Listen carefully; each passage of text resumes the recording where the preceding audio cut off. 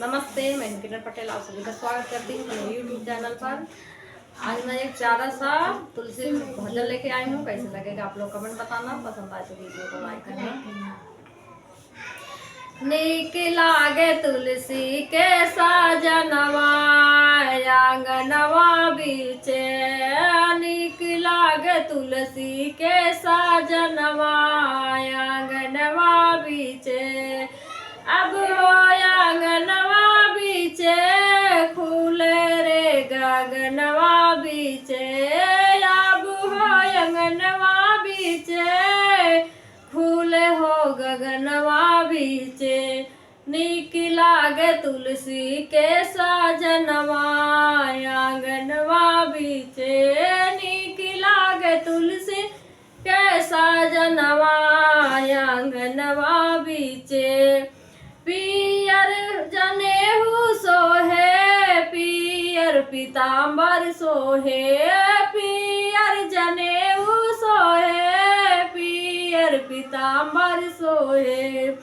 आंगुरी में सोहे लामू नरिया आंगनवा बीचे, आंगुरी में सोहे लामू नरिया आंगनवा बीचे। नीक लागे तुलसी के साजनवा आंगनवा बीचे, नीक लागे तुलसी के साजनवा आंगनवा बीचे। ब्रह्मा विष्णु शिव शंभु फूल बरसावेला, ब्रह्मा विष्णु शिव शंभु फूल बरसावेला। आज बाटे तुलसी के लागनवा आंगनवा बीचे, आज बाटे तुलसी के लागनवा आंगनवा बीचे। नीक लागे तुलसी के साजनवा आंगनवा बीचे, नीक लागे तुलसी के साजनवा आंगनवा बीचे। एक ओरी राम जी बैठे एक ओरी लक्ष्मण, एक ओरी राम जी बैठे एक ओरी लक्ष्मण। बीचवा में बैठे भोले बाबा आंगनवा बीचे, बीचवा में बैठे भोले बाबा आंगनवा बीचे।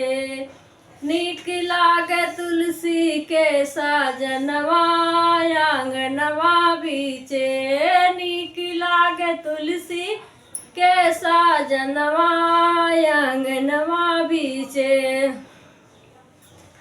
एक वरिया तुलसी दुल्हनी एक वरिया नारायण दुल्हा, एक वरिया तुलसी दुल्हनी एक वरिया नारायण दुल्हा।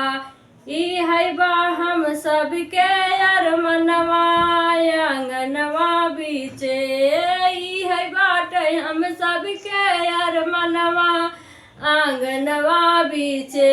नीक लागे तुलसी के साजनवा आंगनवा बीचे, नीक लागे तुलसी के साजनवा आंगनवा बीचे।